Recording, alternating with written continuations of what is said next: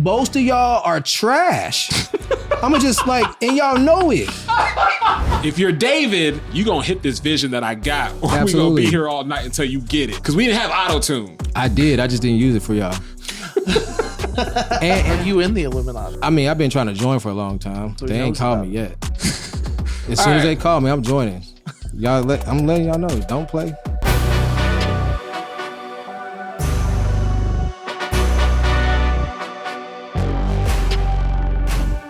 This ain't no regular thing. I came for the ring. You know what I mean? I shoot my shot and it's clean. This is my city, yeah, this is my team.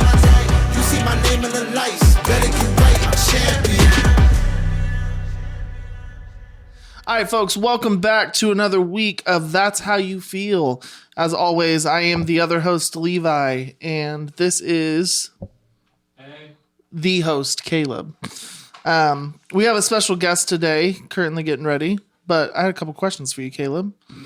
What's a popular song you cannot stand? I thought you were going to say a popular song that I love that other people can't stand. A popular song I can't stand? I don't know, dude. I don't want to be a hater. Like Taylor Swift songs, I'm not. Some of them are good. Some of them are overrated. Okay, but to be honest though, I have what's her new album called? The Dead Poets Society? Tortured Poets Department. Whatever. I haven't heard one song off that thing. It's not that good. No, yes, you have. Fortnite. And a fortnight now. I've never. I promise you've heard that song. I haven't. It's on Fortnite? It's called Fortnite. Oh, it's called. Okay. Yeah, I've never heard that before. Because I don't listen to the radio. So there's a lot of stuff I just don't. This is perfect for you. A celebrity that was unfairly canceled. We've done Johnny that. Depp. He got canceled? Well, he did when Amber Heard came out with allegations. Hey. Which is funny because Blake Lively, everyone canceled Justin Baldoni for a second. Well, guess who's coming out with some receipts now? And Blake Lively might be in the wrong. And Ryan Reynolds, apparently. They may be in the wrong. There's a lot to come. I love that you are invested in What are you going to do if lives. Ryan Reynolds did something wrong? First of all, I would have to, one, know who Ryan Reynolds is. Two, I would have to know wait. Deadpool. I know who Ryan Reynolds is. He was in a movie with Hugh Jackman. I was going to say Sandra Bullock, The Proposal. I just watched that movie. Great movie. Rest in peace, Betty White. Yep. I You knew she died, right? Okay, this is gonna sound real messed up. When she died, when I saw the news that Betty White passed, I said it's about time. Man, I was so upset. That was probably one of the deaths. I wasn't so upset. That was the first thought I had. I was like, about time, because I was like, she's old. No, but whenever you thought she was gonna. You knew she was gonna die eventually, but I remember we lived in our old house, I think, maybe. I went into the bedroom, I was like, babe, Betty White died. And she's like, you're just kidding. Because, people have been saying, and I was like, no, seriously, she died. And she's like, what? Yeah. So it was a little Rest in peace, Betty White. But do big things up there, big mama. There hasn't yet to be James Earl Jones. I think, what was the other guy's name? James Avery. Those two people, those deaths have kind of hit me a little bit harder because I remember their careers. Quincy Jones. I remember their careers. So when they died, the deaths that will hit me will be like Danny Glover, Sam Jackson when he passes, Denzel because he's 70. He's got for Denzel will be I'll tell you. You know what? John Q is a underrated, phenomenal movie. It's not underrated. I don't feel like people give that movie enough credit. It's not talked about. It's a good movie. But a song that I feel like that I love that most people didn't like or don't like at all, I really love Gangnam Style. I don't think that was the question. No, but it was.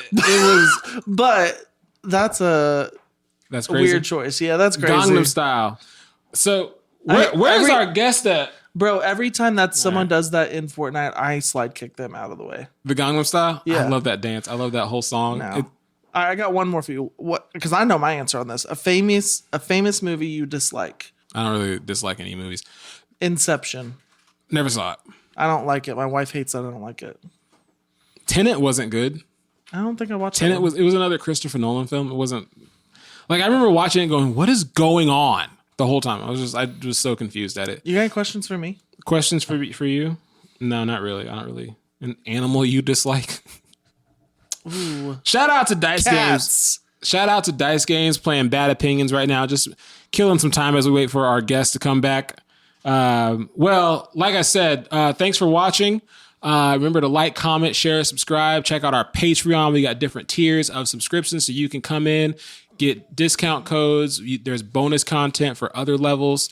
We may even come up with like another level where you might get to pay to be a guest on the show. You know? So be on the lookout. Stuff is happening. We're an A-list show. Like, it takes some money to become a guest. Pay us to come on the show. Unless we ask you to come on the show. Unless you're related. Unless you're related. Davey, are you ready to come on the show again? Ready, baby. Oh, well, my brother is back again for another. Guess who's back? Another week. Back again. Dovey's back. You can walk in whenever. We're literally waiting on you. We see the out. My theme song. Bum ba da dum ba da dum ba dum ba dum. Oh my god.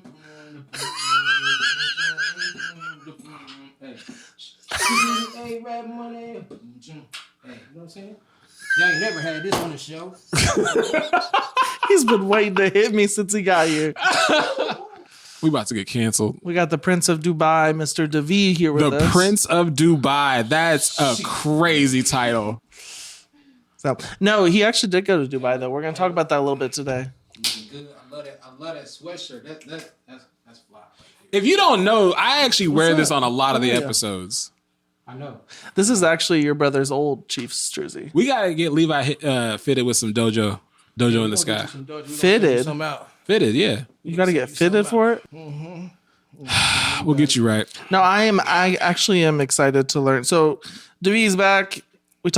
We had him on last week. He talked about growing up with Caleb. We're actually going to talk about from Dubai. All the way from Dubai. From Dubai, baby. Yeah, which actually we're legit going to talk From about Dubai, that today. baby. But I'm excited to hear about Dojo in the Sky, which is your company, correct? Yes, sir. So we're going to talk a little bit about that today. But Dojo in the Sky is a conglomerate. It's a business within businesses that's own businesses. That's what I'm talking about, baby. okay, Oh my Shout out God. to your baby mamas. You know what I'm saying? Hey, come on. I feel like he put this on and a new person came out. Listen. Of course. All right, well, let's go to some comments. So we talked about poverty snacks. Man, we should have gotten to that in the last episode. Speaking of poverty snacks, I had a syrup sandwich Why though? because y'all were hyping it up so much. Because syrup sandwiches used to hit when you was hungry. They still good. Not gonna And lie, they you slapped. know what I just saw the other day was tuna sandwiches, tuna spread with yeah, the yeah, mayonnaise and yeah. stuff. I was like, wow, that's a struggle buggle sandwich right there. We had those a lot growing up. Nah, because We love tuna salad. Canned we used- tuna. Do you like tuna? Nah, I'm not doing that no more. Well, like fresh tuna Yeah, on sushi. on sushi. but you never had like a tuna salad, like Yes. mayo. Yeah, we had all that. There were It's things good. there were things that you had to eat. Oh, you're talking about those little like packets? Oh, those That's are good. crazy. We get with the crackers. Yeah, we're talking about poverty snacks. So, Dr. Flint Dibble said, "None of these fools missed a meal." They was looking at our video and was like, none of y'all missed a meal. And Yeah. we didn't say we did. We said We ate a lot of poverty snacks. They were just Okay, poverty meals because me and Quinn talked about syrup sandwiches. Quinn grew up on like buttered noodles. Buttered noodles. Buttered noodles. did he or did I just come up with that? Quinn said buttered noodles. I was like, no, we had syrup Because I kept sandwiches, telling you butter noodles. cheese sandwiches, like microwave cheese and sugar sandwiches, Microwave cheese and cheese sugar and sandwich. a slice of cheese, I remember that. some sugar on it. Boy, It hit. I don't know why, but it hits. Really? That's crazy. I shouldn't be talking like that in this. Recap 24. So when we did our recap of 2024 episode, Christy Foreman, you guys might know him, commented that intro music and pre-roll was fire.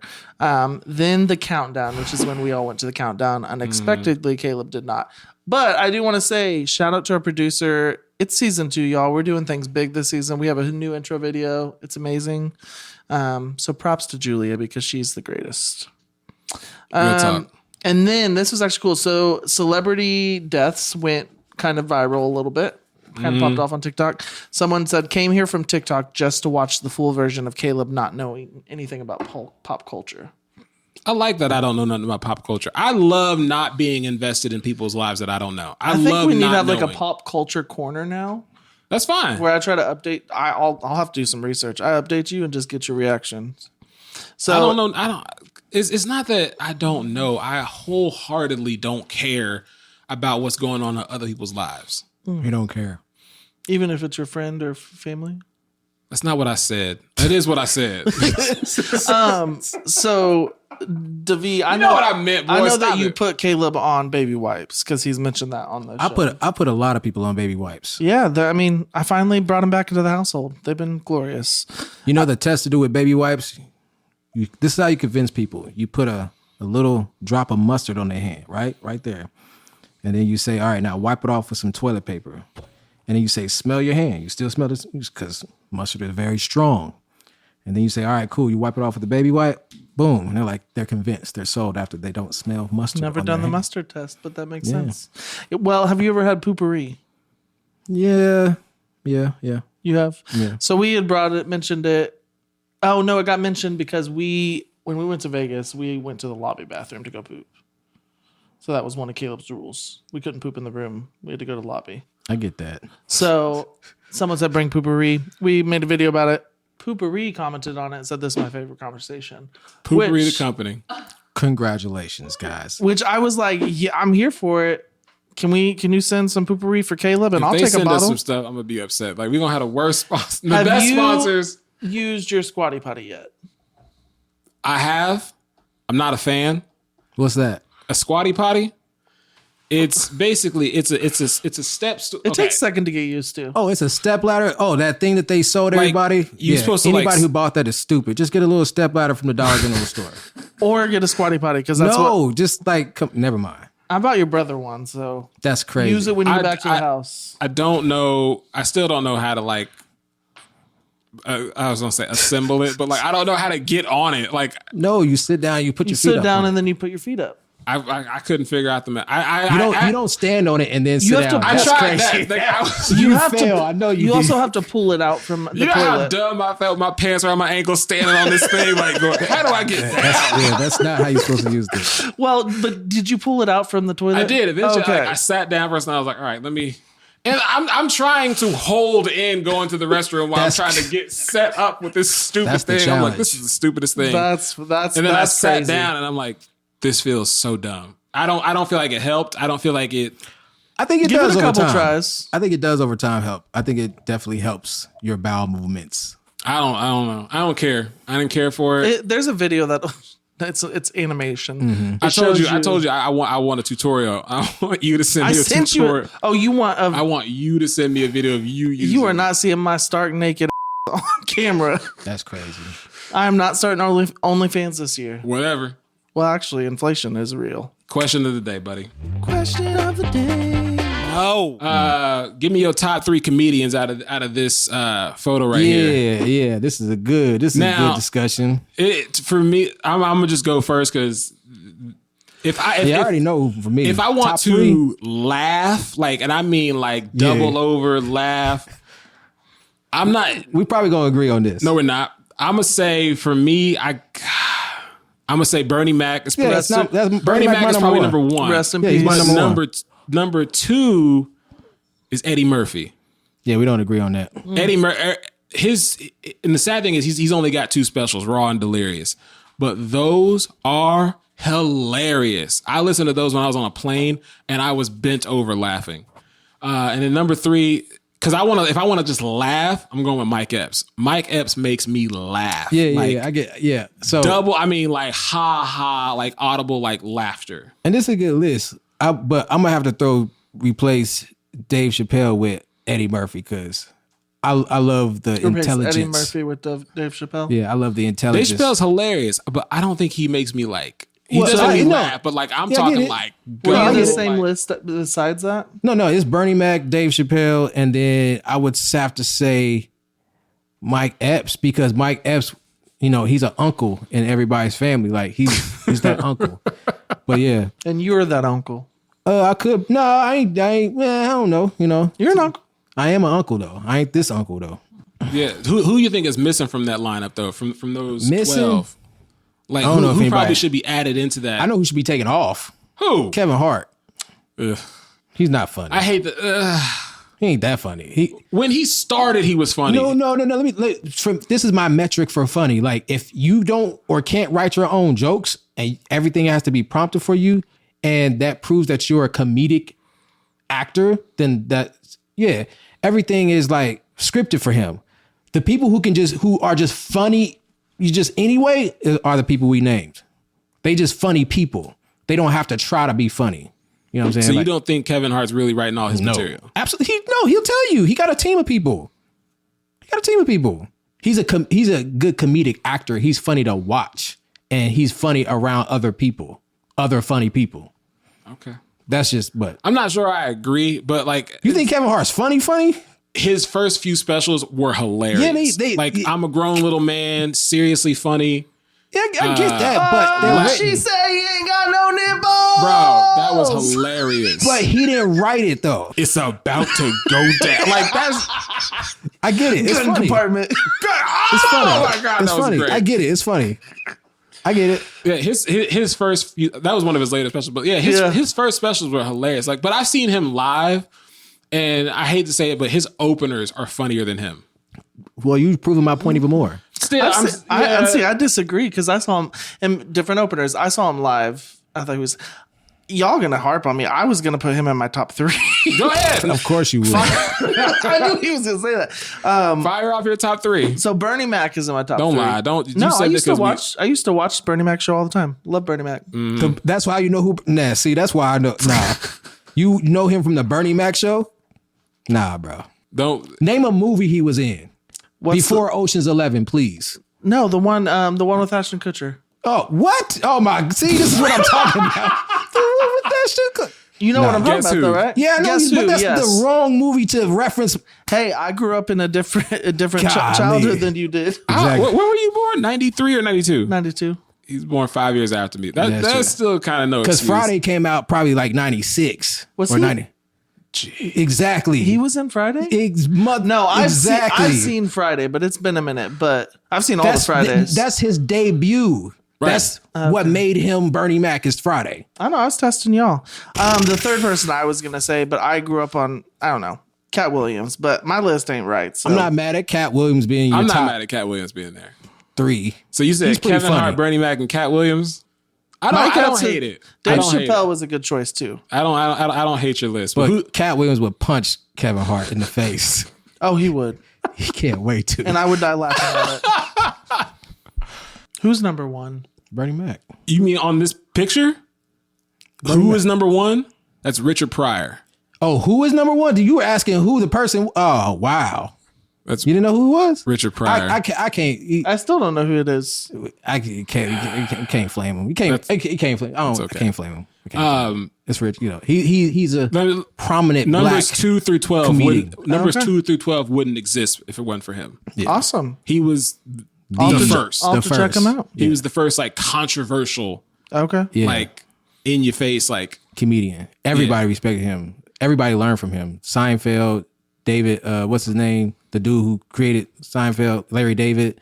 Like they all learned from yeah. Richard Pryor. Richard Pryor was the first. Like, I honestly have breakout. never heard the name, but I'll check him out. The only person though, he's not a great yet, but I love to see his stuff is Tony Baker. His Tony I like stand-up- Tony Baker's Baker. funny, yeah. Tony Baker I is thought you were gonna say Earthquake though too. oh yeah. And Bruce and Earthquake. Yes. you got to go back to Comic View. You got to go back to Comic Earthquake View. and Bruce. Those two dudes, both of them should be up in this conversation. But like I said, those are people who are just naturally funny. You Yeah. sit down at a table with them and you gonna laugh no matter Yeah. what happens. that to be at dinner with those two, oh my god, It'd be a riot. would be incredible.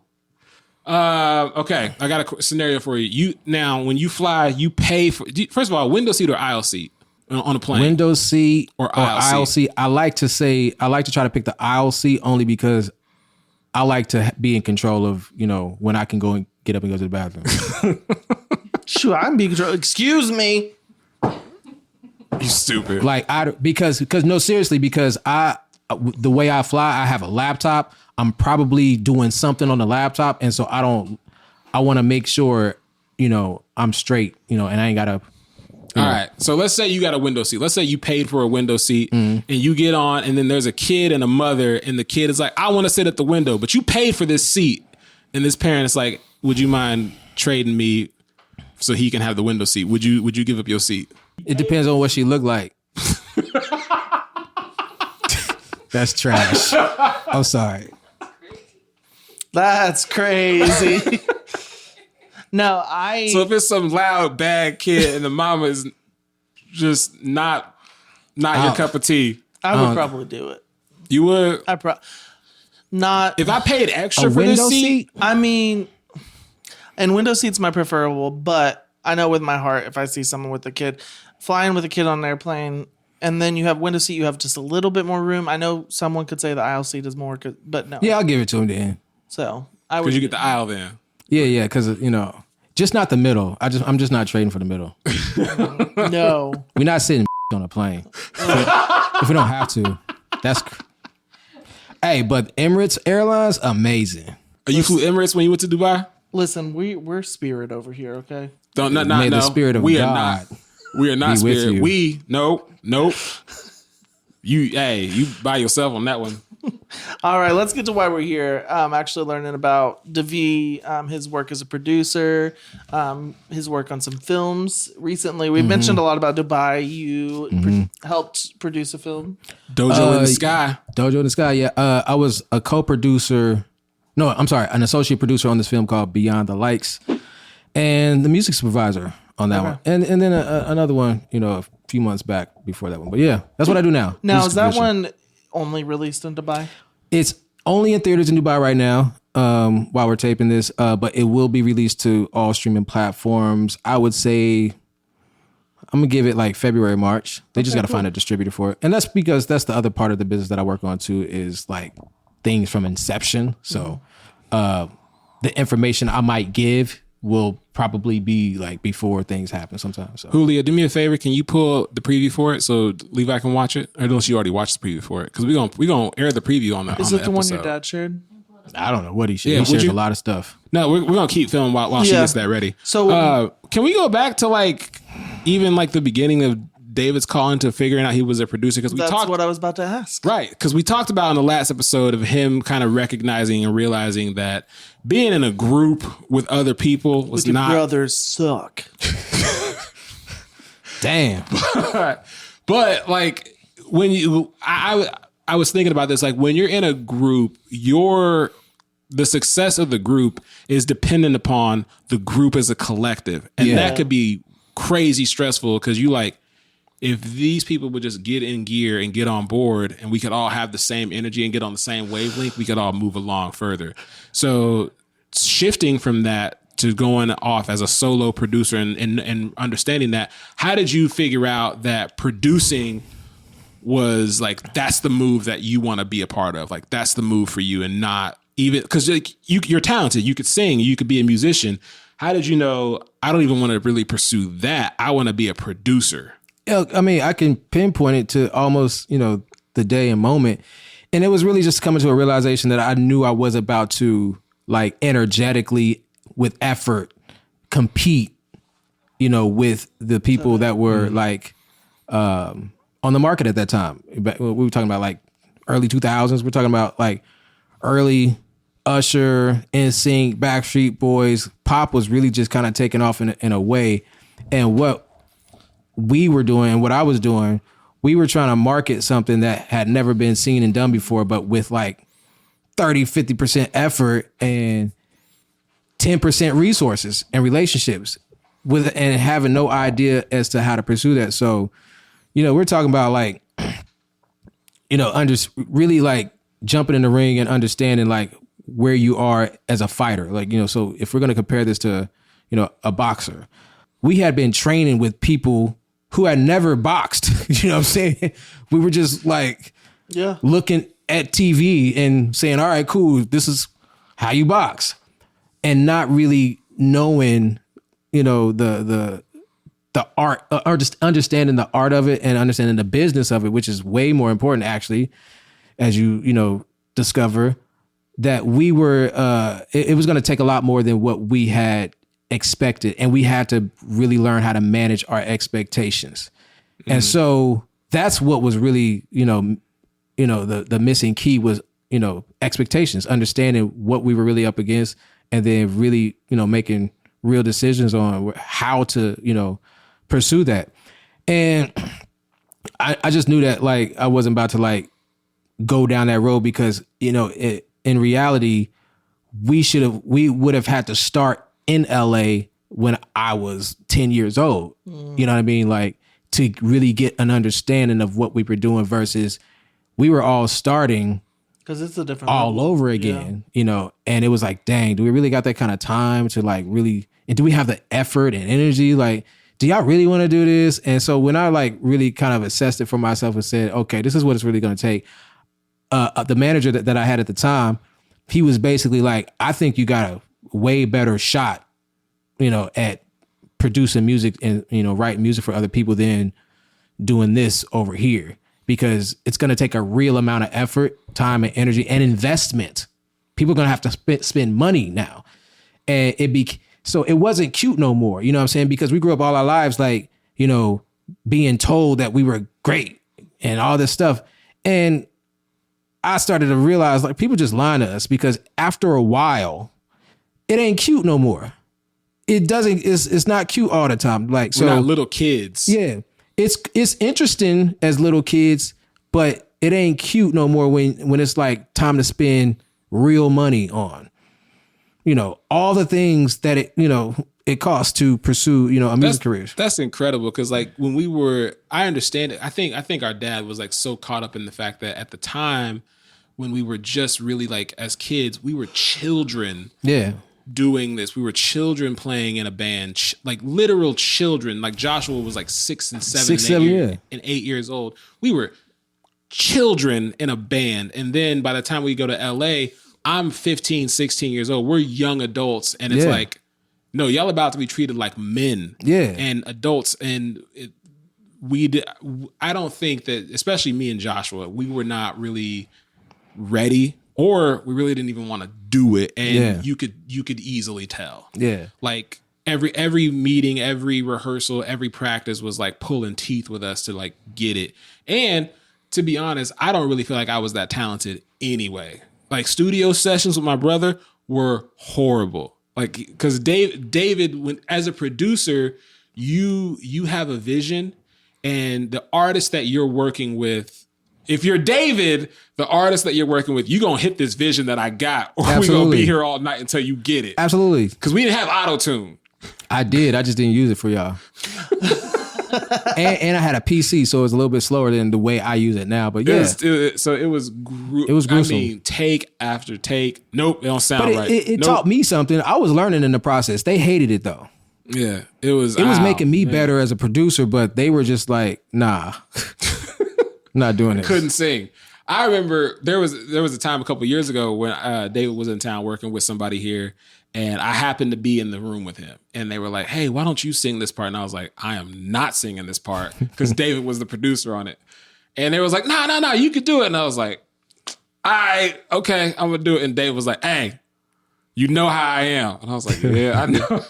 Was it with? I got so nervous. It was with Tamba, wasn't it? Yeah, it was with Tamba, and I was just like, and again, like, how'd it go? I did a little bit better, but again, like, it was still take after take, and I was like, oh man, I was this close to be like, hey, you know what? Never mind. No, but that's just the nature of the studio. That's the nature of working with TV. It's not the nature of the studio. That's producing stuff for Tamba Ali, right? Yeah, we were working on a project, some years ago. Oh, right when the pandemic happened. Yeah, when the shutdown happened. What did you say?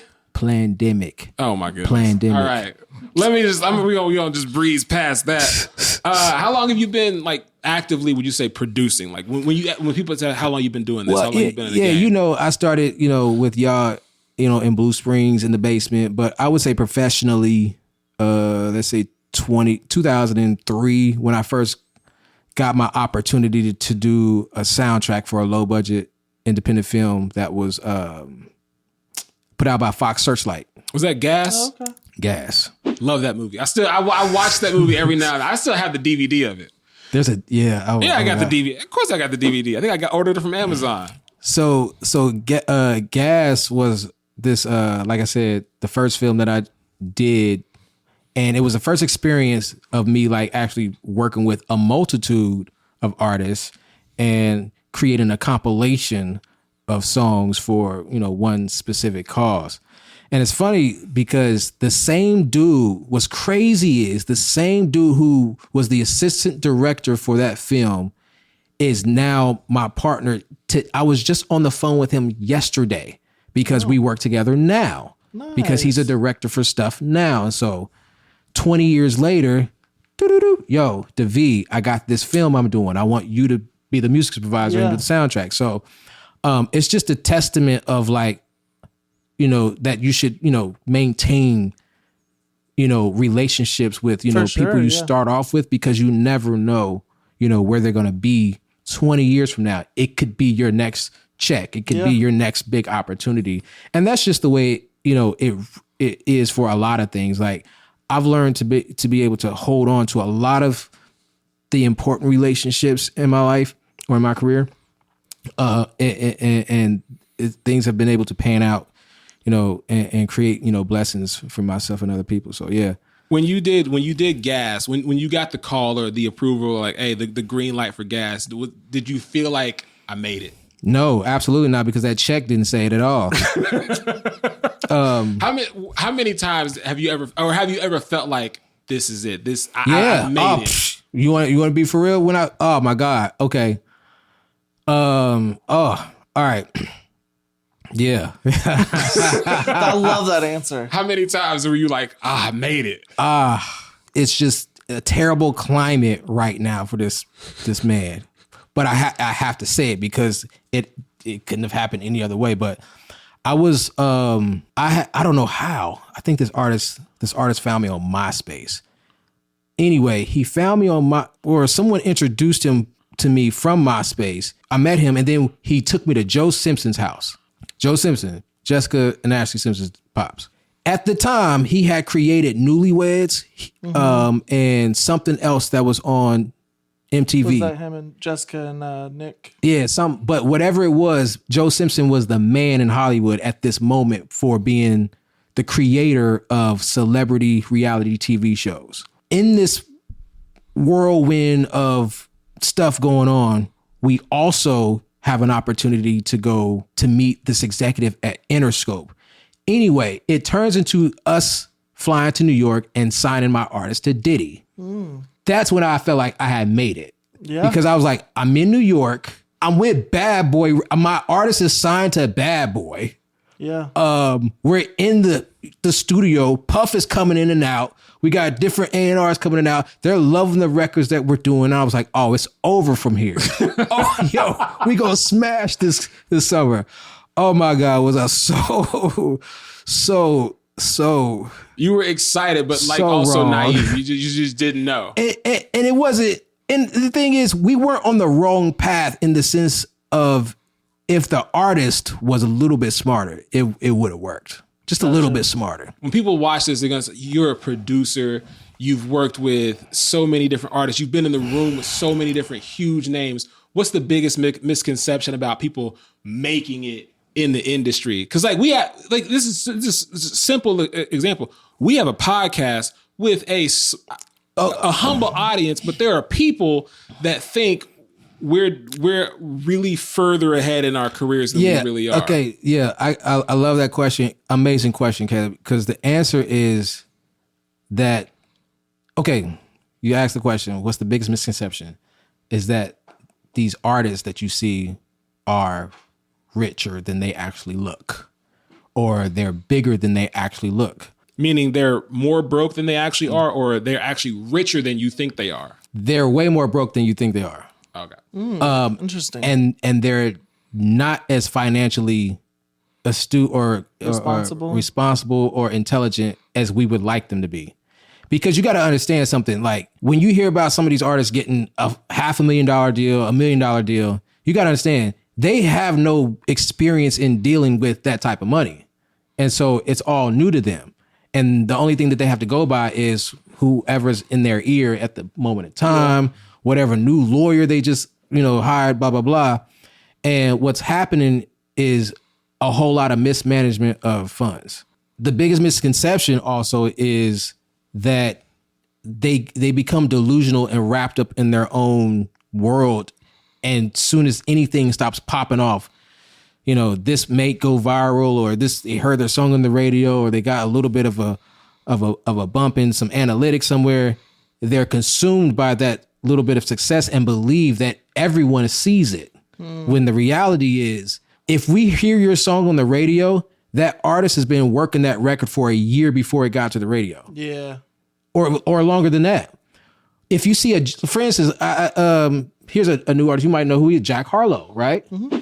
No one knows that Jack Harlow had been running around way before that with no facial hair, looking like a little nerd dude, but he's been working 10 years prior before that, writing songs for other people, trying to get his own career off the ground. Post Malone, same thing.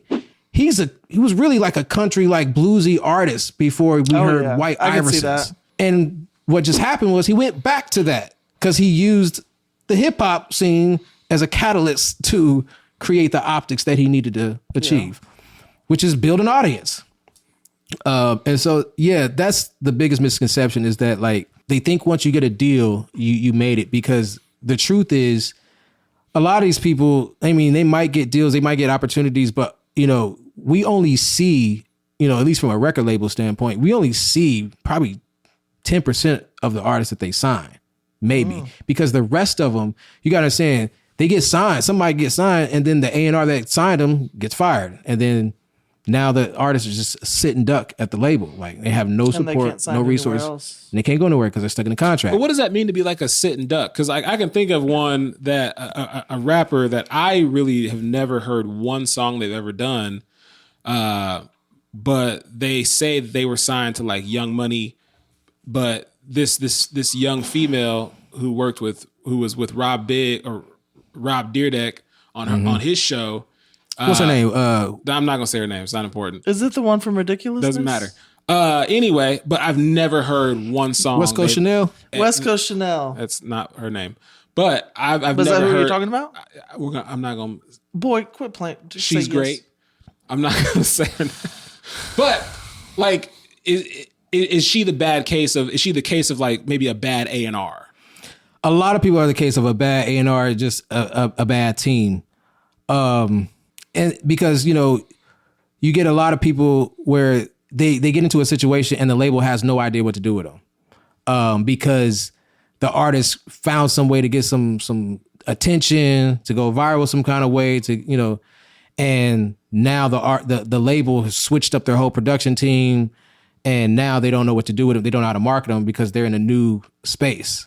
And a lot of the times these A&Rs and these record labels, they're trying to do cookie cutter type of marketing, cookie cutter promotion. Like, what worked on this artist, it might work on this artist now. And a lot of, you know, what you got to do is, or what a lot of people are finding out, that they're not signing, you know, these acts like that anymore when it comes to just pure talent. Like, no, it's got to be something where they see motion in your movement, motion in your optics, motion in your career. Maybe it be, they see you doing a bunch of shows, or they see you, you know, doing well streaming, or they see you doing well selling some sort of lipstick or hoodies or whatever.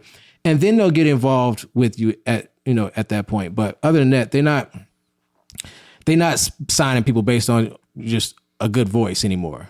Yeah. They're signing people based on virality and impact. Is it easier now for someone to like get discovered because of social media?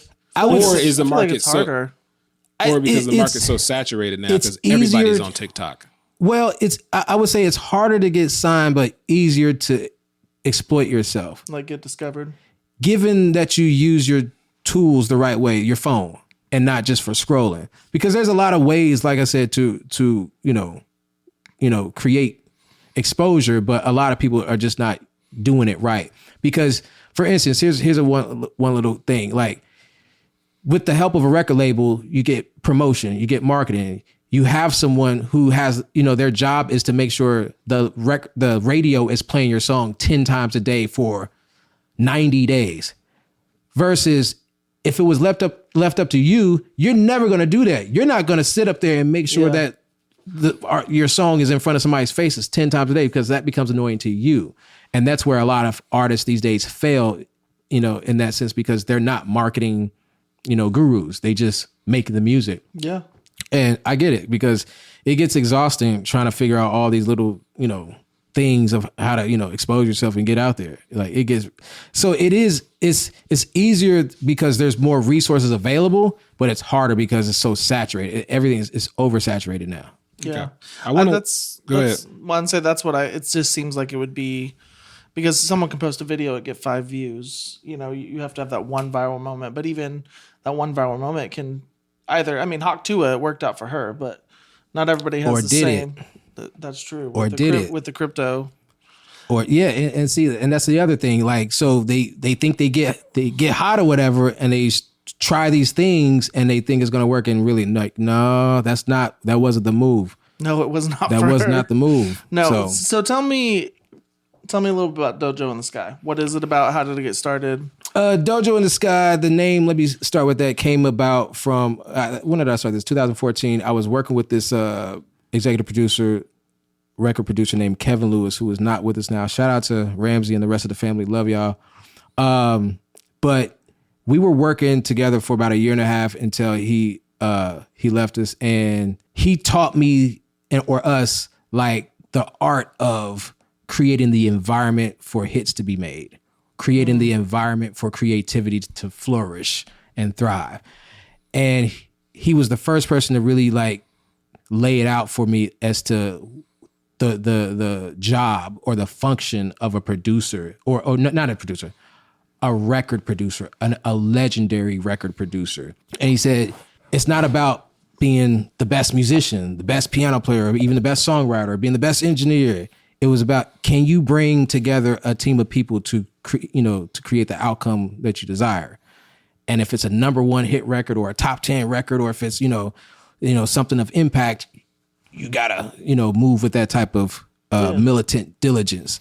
And so, and what all it really was is, understanding how to make people feel comfortable, how to bring people to their best version of themselves, in the creative space, and how to create a safe space for creators to where they don't feel inhibited or what's the word, restricted. Because a lot of times, creators are environments, they find themselves in environments where, they don't feel safe, they don't feel comfortable, they don't feel, like themselves, for whatever many different reasons. And so the goal of, my brand Dojo in the Sky was to create, a safe space for creativity and creatives to flourish and thrive, Nice.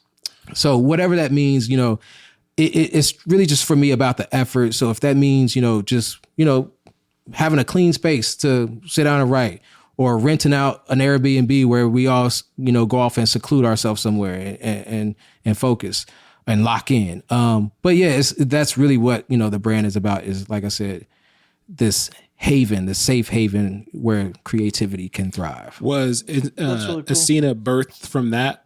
No, Asina was actually birthed from, to talk about Asina, which is a talent platform for artists to come, be developed, to discover, assistance in whatever direction that they want to go in, music wise, film wise, all that type of stuff. But Asina was birthed from Walter Afanasyev and Oleg, the two partners who came up with this idea to create a platform for artists to have their music reviewed by professionals, mentors, and really find ways to connect and create a social space for all the creatives, on this network. So that's where, Asina was birthed from. Did you tell me Randy Jackson was involved with Asina? Yeah, he was, with Walter, Randy Jackson, because it started off as like this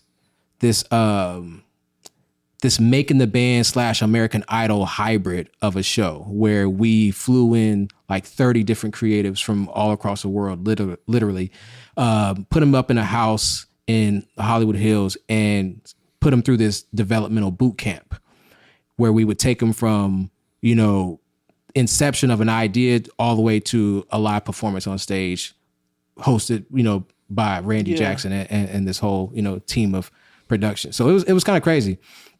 But yeah, this like I said, the same guy who wrote and produced the Christmas album for Mariah Carey, like Walter, he's the one that came up with this whole idea to find ways and how to, help develop artists. And because you're heavily involved with Ascena now, right? Yeah. I'm one of the mentors there for sure. And is that officially, is that something that anyone can join? Anyone can actually definitely join Encina. And I would encourage people to, especially in places like Kansas City where resources, need to be had. Like, it's definitely a resourceful tool for people who need content made, who need, mentorship, who need reviews, who just need some resources, finding, ways to get their music out. So, yeah.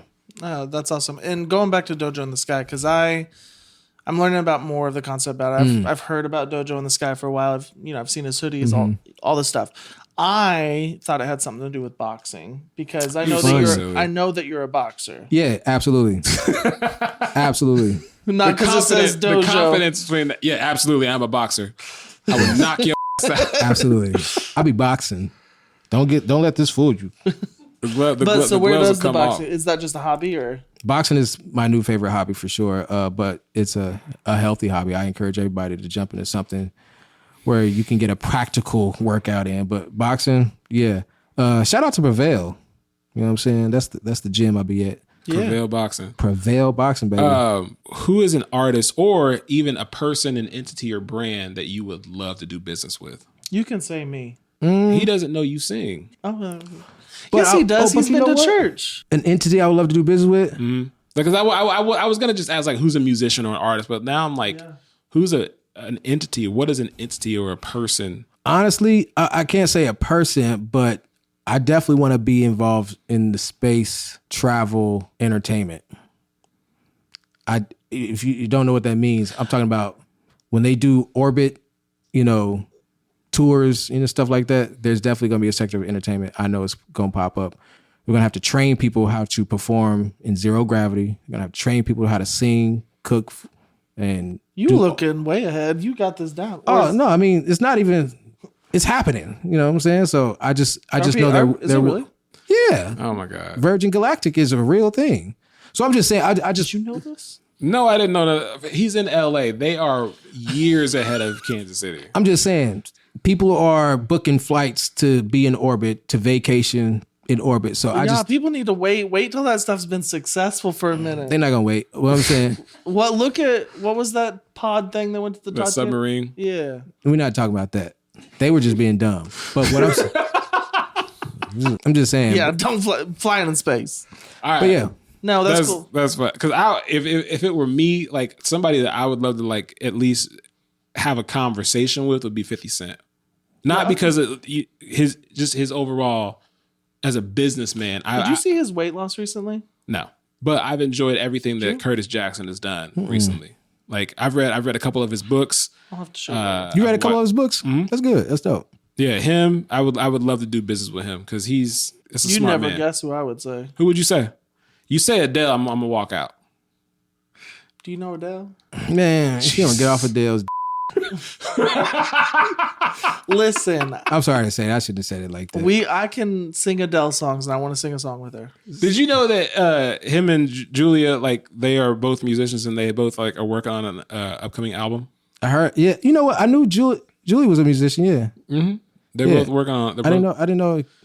We'll have to play some of their music for you. I don't really do what she does. She's the real mastermind. Actually, you know what? There's a song on SoundCloud I'm gonna play for you that Julia produced. Is it Trust? Yes, bro. I'm telling. It's a cover. I don't care. Julia produced the whole thing. I'm gonna skip to this because I want to know the answer to this question. If you have insight, what is it? Is the Illuminati real? Are you stupid? I mean, it's real if you want it to be. Great. All right, so we're gonna take a look at the. Not answer the question. Yes, he did. Just get off. Are you in the Illuminati? Shut up.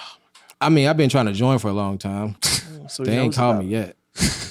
As soon as they call me, I'm joining. I'm letting y'all know. Don't play. I'm joining. He gonna come back next time with the. For real. I'm already wearing it. If it comes with it. What? So where did this come? Like, what is this? It's a Condoro. Yeah, I got it in Dubai. Like, there's, when I went over there to do the Okay. He was in promo. Dubai promoting the movie. upcoming film Beyond the Lights. Yeah, which the trailer. Let's take a look at this trailer real quick. Thank you, Ooh, Julia. it's right there, bam. Is that Victor Stanton? I'm a fashion model. Light-skinned motherfuckers always think they a model, don't they? How you gonna look like a model, move like a mannequin? Mr. Network Star, you can add leading man to your resume now. Yo, that's what I'm talking about. I got this income. You're my #1 guy. We're not a business, man. We're businessmen. What's your name? Nefertari. Never met anyone from the UAE before. I don't know if this is what I want for the rest of my life. We're gonna be crazy together. Are you sure? Would I lie to you? He's right. Where is he? You all are running some kind of side sex hustle? There's no smashing going on up in here, right? Well, I'm smashing. بيتك هداك الكاميرون مش معقول انه انا صدقته انه هو صدقني. Oh, she cussed you out in Spanish.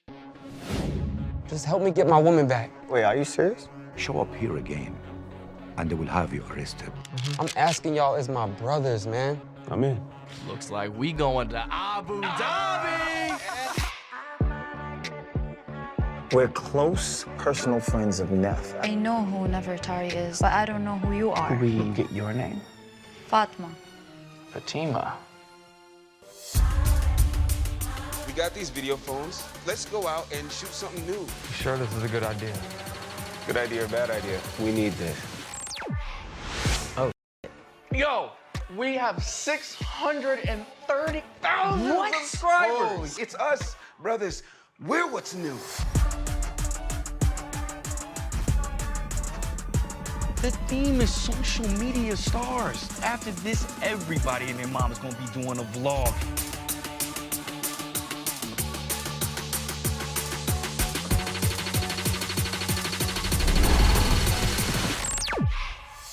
How many wives can you have here? I have one, but I can have more. Nice. So, was this filmed in Dubai? Yeah, so half it was filmed in Chicago, parts of it in LA, and then the other half of it in Dubai. The UAE government actually gave the producer some funds to Nice. shoot all the stuff that you see there in Dubai. A lot of that stuff has never been seen in film before, so yeah, So it's kind of a. it's a special kind Yeah. of piece. Yeah, That's you were- really cool that you got to be working on the project. So you had talked about your relationship with the producer. His name was like Elijah Long. Elijah Long. Yeah, So he was the assistant director. no, he wasn't. He was actually an artist that I was developing back in 2006.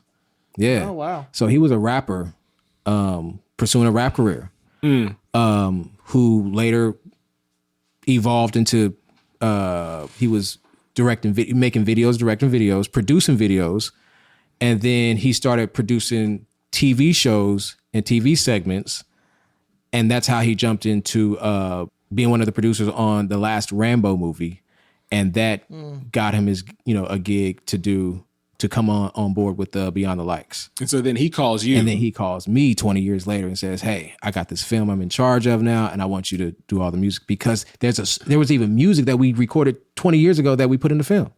So wait, did he call your cell phone number? Like he still had like your number hasn't changed in 20 years? No. Or did He hit like, me up on, he hit the DMs. Yeah, he hit me up on that's crazy. Instagram. Yeah. He was like, "Hey, Davi."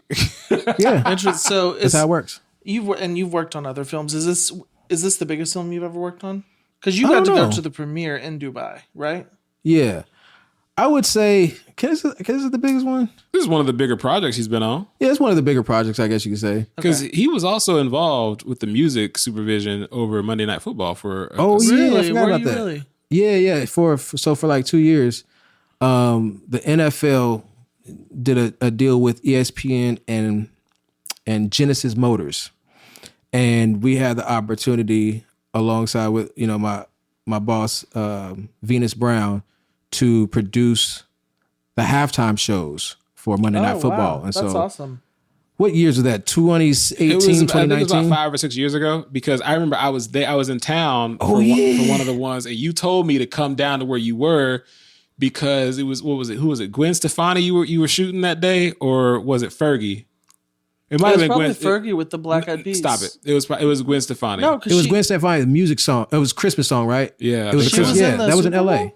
No, it wasn't Super Bowl. It was so halftime shows. Just, regardless. Oh, okay. Yeah, this was Monday Night Football. I was thinking Super Bowl Yeah, shows. Monday Night Football halftime shows. For 2 seasons, we did that. Nice. yeah, he called me and told me, "Hey, come down where I'm." And I got you working." in?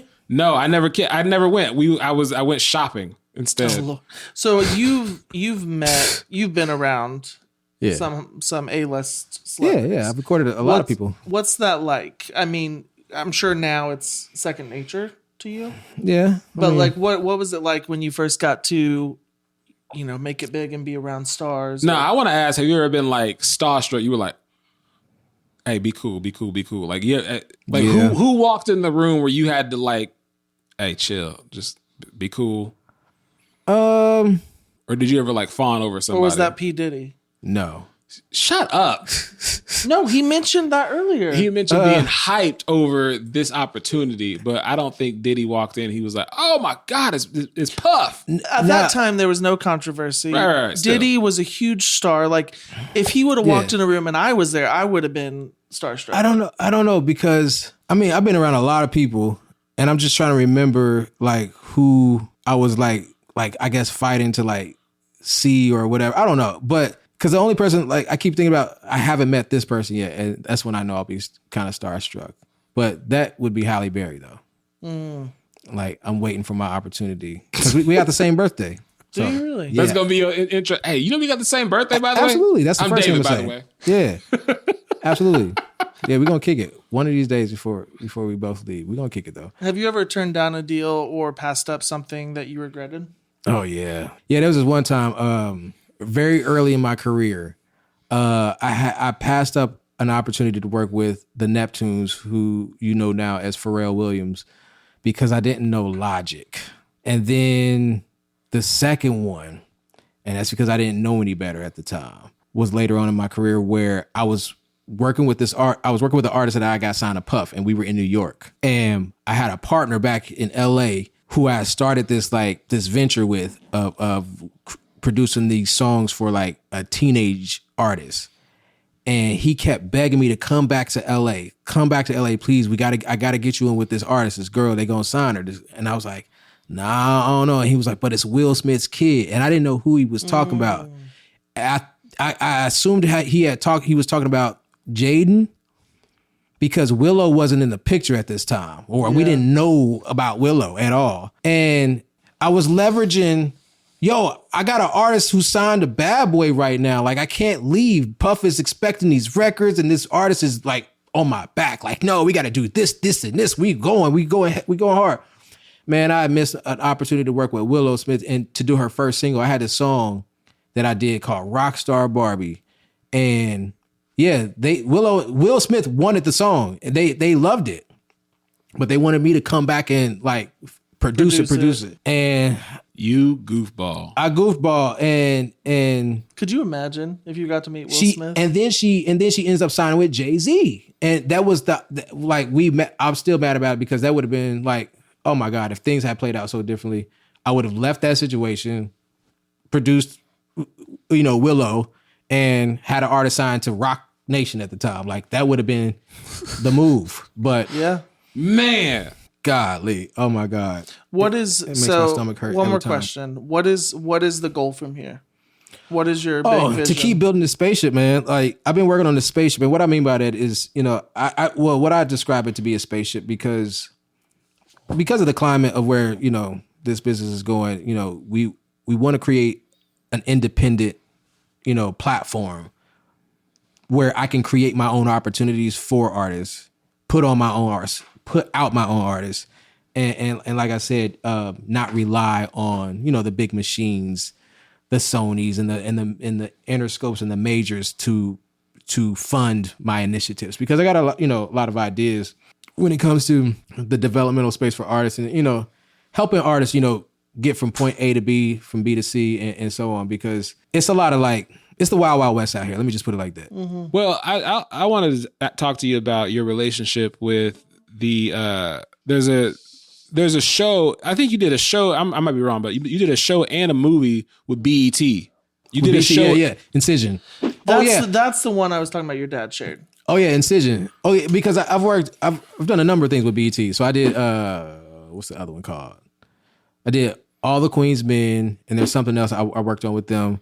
But I was just getting songs over to them. But no, the movie I music supervised for and has music on is Incision, and that's on BET Plus right now. But that's actually got some artists from Kansas City here on that project too. And so to reiterate on that question, the answer is, like I said, to create a spaceship that I can we can produce opportunity. Like I said, I want to come back and create more opportunity for artists here, like Kylan, my boy, Mississippi, my boy, an artist I work with out here named Laura Noble, and even you guys, in the sense like there's going to be things where it's going to call for the type of vibes that you create, and it's just it's my pleasure to be in those conversations, to know who's looking for what, and how to obtain that for people. So yeah, we're gonna have Laura Noble on here soon. Who's that? She's a local artist out here in KC. I went to her showcase at the Voodoo Lounge. Nice, let's do it. Dope Latin artist though too. Like I got some plans with her to create a bit more of some Afro Latin music, some Afro reggaeton music this coming year, because I'm definitely hitting the festival circuit heavy this year. Yeah. Nice. How many artists do you have under you? Technically one. I've only ever signed one artist to me my whole career, like the one only Dojo in the Sky artist. Everybody else was a trial period. But the one artist I actually signed to be is Whitney. And you guys are definitely going to be hearing about Whitney. Okay. Yeah, she's very talented, and one of my favorite artists to work with. And the reason why, like I said, she's the only one I signed her, because like when it comes to like I said, this business and understanding how to pick a star, you know what I'm saying, and we're not just working with like someone who can sing, you know what I'm saying, or someone who can have the whole package. Like and it's a team behind Whitney and what we do with her campaign. So yeah. Whitney's the only one that I've signed to Dojo in the Sky, and we're taken to the stratosphere. So hey, I'm excited. I'm excited to hear about it. Excited to see what's coming up for you. Yeah. I got a question. Okay, so the last question for you. It might be a two-parter. What is one thing up and coming new artists or hopeful artists? What's one thing they're not doing enough of, and what's one thing they need to stop doing immediately? Well, let me start with stop doing immediately. You need to stop thinking people care about you immediately. People don't care. Hey, it's the truth. Listen though, I mean, people don't care about your music. Stop thinking people are gonna like your music just because it sounds good. Just to you, it sounds good to you, and it probably really don't. To be honest. So, and then what was? But the first thing you said that they're not doing enough of. Then they're not doing enough of practicing. People are not. Most of y'all artists are trash. Trash. Like, you're not practicing enough. And that was one thing Caleb can definitely attest to coming up. Like, I'm a huge believer in practice. I had, music teachers that screamed, preached over and over to practice. Shout out Jerry Leeper. But Jerry Leeper? Yo, Jerry Leeper is probably one of the greatest music teachers in the world. I hope he hears this too. He ain't seen me in a long time, especially not like this. I'm gonna be like Mr. Jerry Leeper. Because I owe a lot to him. That man taught me discipline and how to be militant about your craft. Mm-hmm. If I'm a bully in the studio, it's his fault. I promise. His attention to detail and his care, because he was so passionate about us being not just good, but great. You know what I'm saying? So he could tell when one player was off. No, his ear is impeccable. So I learned saxophone and played in the jazz band under the direction of Jerry Leeper, and him as a jazz, instructor and teacher. Oh my God. That's why my ear is the way it is, because it had to be amazing. You had to be amazing to play with Jerry Leeper. Mm. And so I just really, I just feel sorry for all the musicians and artists who didn't get that same type of training and development that I got, a lot of us got, because oh my God, to ask the question, what are these artists not doing enough of? It's literally just working on their effing craft, bro. Like they are all y'all. Most of y'all are trash. I'ma just like, and y'all know it. It's not. No, they don't. Because when you started this episode, you said they have to be delusional. Yeah. So they don't know. No, but these, you can't get up on any stage and forget the words to the Star Spangled Banner. That's what these kids is out here doing. No, you got to think about some of the artists. When you see Travis Scott's, who's another rapper, like when anybody starts off with, if you ever get footage of their first shows, it's 3 people in the crowd. Yeah, and that's cool. It's trash then. No. Nobody, you're right. No one cares then. No. There's a difference between what I'm talking about is in trash and versus nobody cares. You can be amazing and well versed in your craft, and people not show up and nobody can. But that doesn't mean you should stop. I'm talking about people who create the optics of greatness and they're really not that good. Mm-hmm. You know what I'm saying? Yeah. Like there's a lot of people because the person who's great and only 3 people show up. There's plenty of stories where you get a world renowned musician who plays a violin and he's at the subway. You know what I'm saying, doing his thing, and nobody pays attention.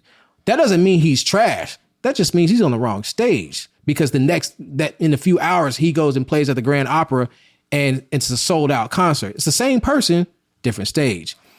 All I'm saying is these artists aren't built the way we got built. They didn't grow up practicing in a garage. They didn't grow up singing at church.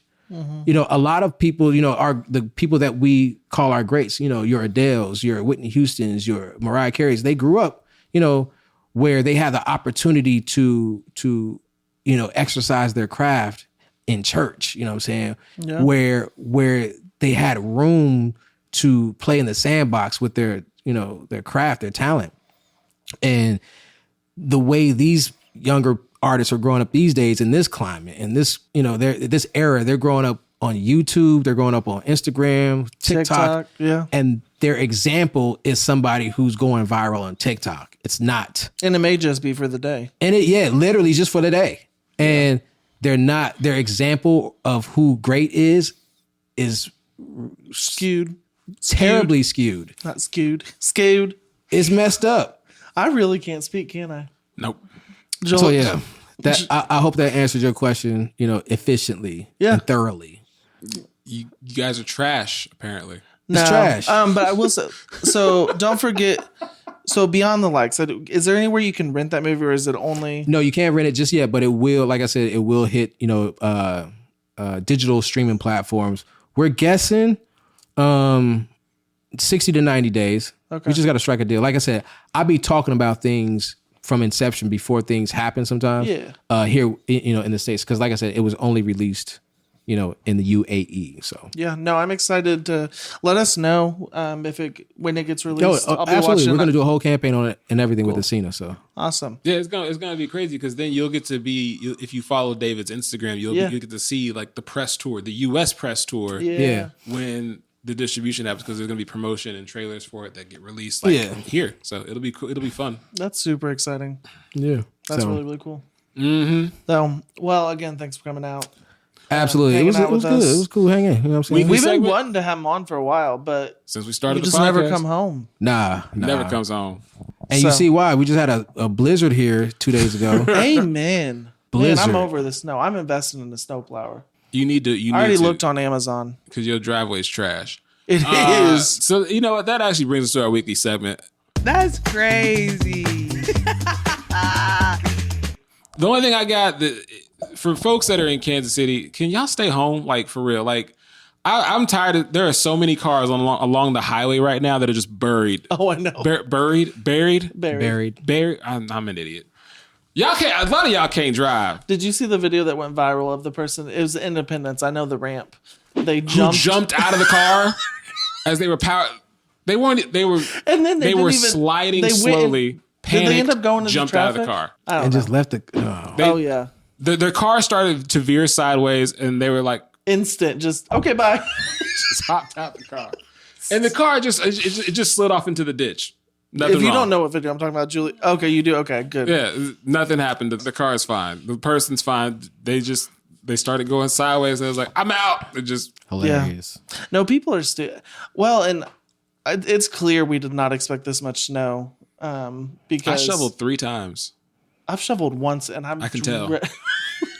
Listen, that took 2 hours. The snow had blown up, and it was like 2 feet high of snow. I almost had a heart attack. Listen, luckily I had help. David got out there and helped. David, I'm not fit. Learn how to drive. Keep your 2-door sports cars in the driveway. Well, today I learned that the phrase is not cold as hell. Excuse me? So you know how people be like, it's cold as hell outside. Right. What about it? And I Googled it just to verify because, but it's actually cold as hail. It's cold as hail? It's cold as hail. Which makes more sense because that actually has to do with coldness. But what about there's fire that is so hot it actually burns? Like it's... No, wait. Forget what I said. Never mind. David, what you got? You got another segment for us this week? Another segment? Or do you just want to show some gratitude to people? Gratitude to people. Say one nice thing about Caleb. Oh, that's easy. That's easy. That's the first person I ever heard say that's easy. Yeah, that's easy. You see, he ain't said nothing yet, though. That's easy. That's easy. Yeah, just wait till one it gets nice to me. thing about Caleb. You know what? I just love how much of an adult Caleb is. Oh, I just keep saying it because I'm the most irresponsible adult I know. You really be lying to your brother on the phone. What you mean? You know what I mean. I really don't. He thinks you a grown ass adult. No, out he here is in because these he got streets. a job at a corporation. That's true. Look at you. Oh, okay, first of all, that's on a pickleball league. That's bare minimum stuff. Pickleball league don't. He be having responsibilities and He's people a dad? rely. He's a dad, but I'm saying more than just his son relies on him. Like a group of people at this company where a whole bunch of white people work at rely on him, and that's amazing.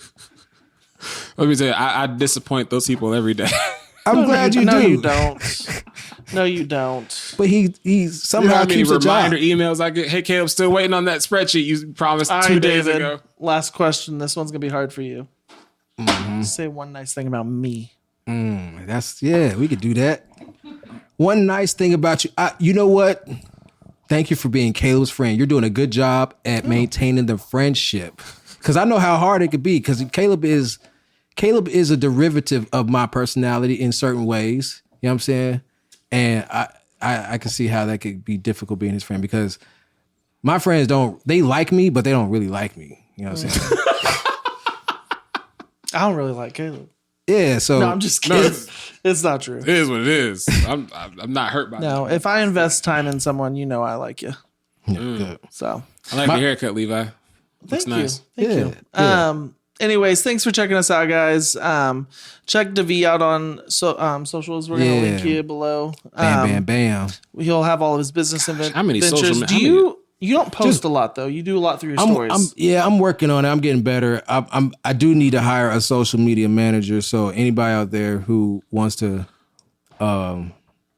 try to manage anything that I got going on, hit me up. But check out his artist Whitney. Yeah, check out Whitney. We're about to be on stage this year. And if she needs a male backup, I can actually sing. We'll see. That's that. Yeah. Thanks for watching. Could you imagine if a song come out? I don't even need my name on it, but I'm just like, hey, that's my voice. No, you want your name on it. Hey, Definitely. Thanks for watching, That's true folks. because We'll that's see how you you. get the money. Let me close out the episode. Thanks for watching, folks. We'll see you next time. Hey, we really got it. Yeah. Nah, I got some ideas.